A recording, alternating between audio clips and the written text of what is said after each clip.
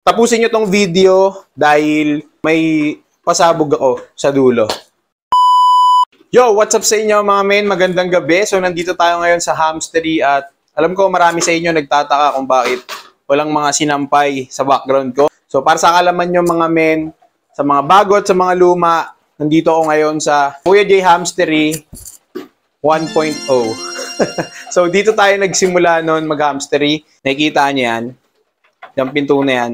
Doon sa loob niyan, diyan lang nagsimula yung Kuya J Hamstery, no? Hanggang sa lumaki, nilipat ko namin dito. Tapos, yun, nilipat na namin sa kabila para mas mabilis mapuntahan, no? Pero binalik ulit dito kasi may purpose, no? Para sa inyo, mga men. Para kapag may bibisita, makakapagkwentuhan tayo dito. May papakita dito yung mga hamsters, di ba?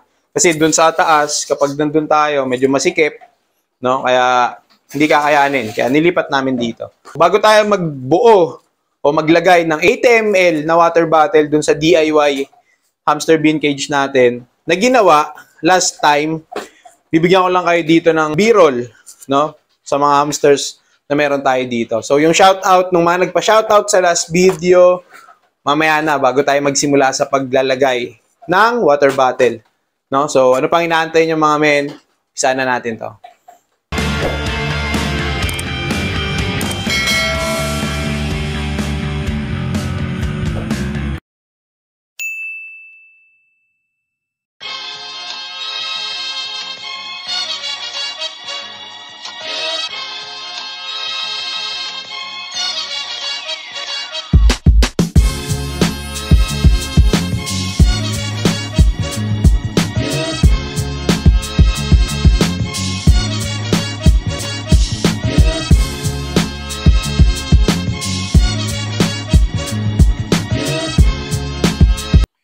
So ayun nga mga men, nandito na tayo sa bahay at kagaya ng sabi ko sa inyo, bago natin kabitan ng hamster drinking bottle, itong DIY hamster bin cage na ginawa natin last time, isa-shoutout ko muna yung mga men natin na nagpa-shoutout sa last video. Shoutout kay Jessa Bebero, ayan, shoutout sa'yo men, kay Amiel Austero, shoutout sa'yo, kay JTech, shoutout sa'yo, kay Anos Voldigod, shoutout sa iyo at kay CCJ Beta Keepers. Ayan, shoutout sa inyo mga men. And ayun, sa mga gustong magpa-shoutout sa next video, comment nyo dyan sa baba, hashtag Kuya J giveaway. No? So, eto kasing bin ay ibibigay ko sa isang subscriber natin.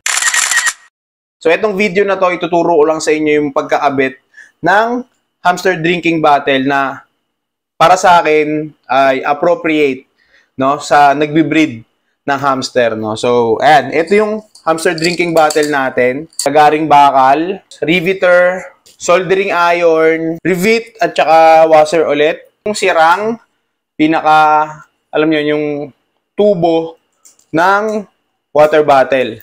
So, ayun mga men, yung unang gagawin natin sa pagkakabit ng hamster drinking bottle sa DIY bin cage is nakikita nyo tong clip na to. Ito yung magsisilbing holder ng water bottle, no? So, kailangan din natin siyang ikabit dito. So, mamaya papakita ko sa inyo. Pero ngayon, kailangan natin gawin, nakikita nyo to, yung nakatagilid na yan. Ito, pag ganon, yung may bilog, may butas. Kailangan natin tanggalin yan, no? So, gamit itong lagaring bakal, no? Yan. Tatanggalin natin to. So, depende sa inyo kung anong gusto nyong pantanggal dito. Pero kasi ako, ito yung mas nakita kong okay. Mas mabilis. So, lalagariin lang natin to para matanggal siya.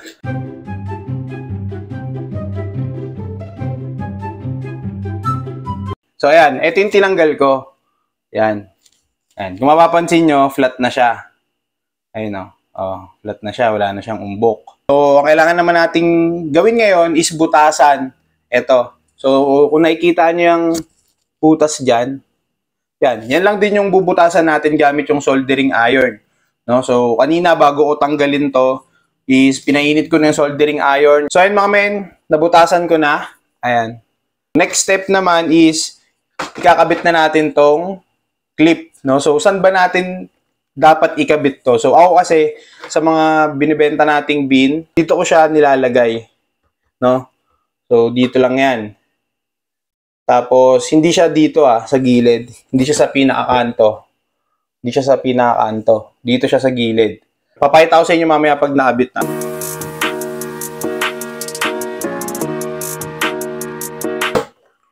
So, ayun mga men, naikabit ko na. Ayan. Ayan, naikabit ko na yung clip. So, ito yung sinasabi ko sa inyo na hindi ko siya dito nilalagay. Para pag tinignan nyo siya dyan ganyan, sakto lang. Next and final step mga men. Nakikita nyo to. Ito yung sirang water bottle. So, natanggal yung pinaka ganito niya. Natanggal siya dito. So, ito na yon. So, ito yung gagawin nating pambutas na kung saan ilulusot naman ito. No? So, ang gagawin dito, iinitin ko lang dun sa gas stove namin. Tapos, pag mainit na, siya yung ilalagay natin o ibubutas natin dito. So, ganyan yung ginagawa ko mga men. Iniinit ko lang siya dito. Yan. So, pag gagawin nyo to, alalay lang din. Dahan-dahan lang. Humingi kayo ng tulong sa mga mas nakakatanda sa inyo kasi mainit yan, apoy yan. Then, pag mainit na tong metal na to, baka mapaso din kayo. So, ito na siya mga men. Nabutasan ko na. Ayan o. Mapapansin nyo, butas na yan. No? Ayan, ito yung pinambutas natin dyan. Ito.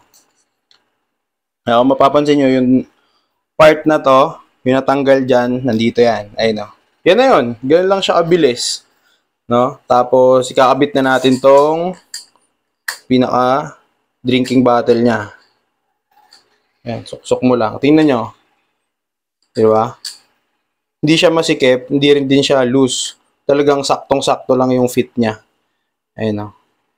Tapos, ikiklip natin.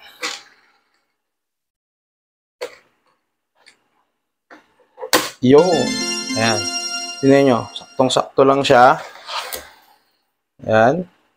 Fit na fit lang. Tapos, sa loob, ganun lang din. Walang ekstrang butas dyan. No? Tapos, yung bulitas niya is nakalapat talaga. Ayan. Kung mapapansin nyo, yung bulitas, nakalapat talaga siya doon sa nguso ng drinking bottle natin. Kaya hindi siya nagli-leak. No? So, okay na yan mga men. So, yun nga mga men, naikabit na natin yung hamster drinking bottle dun sa DIY bean cage na ginawa natin. No? So, etong bean cage set na to, na may kasamang hamster, so lalagyan ko rin ng hamster yan, ibibigay ko sa isang solid menster natin na si Men Jelos 5. No? So, I think parang 13 years old yata siya or 12 na nag-hamster din. No? And natutuwa lang ako sa kanya kasi alam niyo yun, kinukulit niya ako sa messenger na, Kuya Gerson, ganito. Tapos, yan, gusto niya akong makita kahit sa video call lang. And nung ayun, tinesting ko, binidyo call ko siya. Tapos, nagulat ako, umiiyak kasi natutuwa daw siya na nakita niya ako kahit sa video call lang. So, ito is, kumaga parang appreciation ko sa iyo, token of appreciation na nakakatuwa na merong isang solid na although lahat naman ng mga men natin dyan, alam ko solid din kayo, pero ito talaga nakakatuwa na nakaka-touch yung pagsuporta na ginagawa niya. So, itong ginawa natin ng vlog, bibigay ko sa iyo to, Men Jelo 5. Kukontakin na lang kita kung ano yung exact address mo. Then, yan, papalala move natin to, bibigay ko sa iyo na may kasamang hamster, high mute. So, ayun nga mga men, hanggang dito na lang muna. Maraming salamat sa pagsama, maraming salamat sa panonood. And, ayun, shoutout kay Men Jelo 5. Ito yung pinangako ko sa iyo noon. So, yan, papadala ko sa iyo, huwag kang mag-alala. Wala kang babayaran dyan, ako nang may sagot. Hingi lang ako ng konting pabor na mag-mini vlog ka din. No, kahit ikaw na yung mag-i-intro lang ako, tapos ikaw na bahala mag-vlog, i-upload ko na lang dito sa channel. No? So, ayun, hanggang dito na lang muna mga men. Maraming salamat sa 11,879 na mga solid mensters natin dyan. Maraming salamat at kita-kita tayo sa next video. Maraming salamat mga men.